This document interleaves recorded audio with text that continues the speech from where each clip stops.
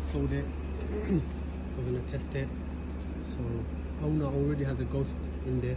He wanted the tracker and remote engine immobiliser, just so he can turn the engine off remotely and also track this car.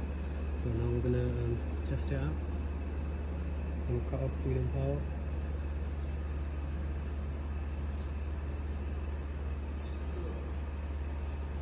So we typed up the password now. We're going to send a command.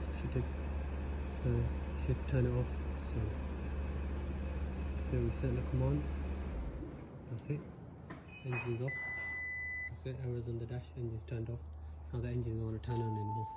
So even if I try to start it, the engine's just not turning. That's it. Nothing happens. Foot on the brake. Pressing the start button. That's it. Nothing happens.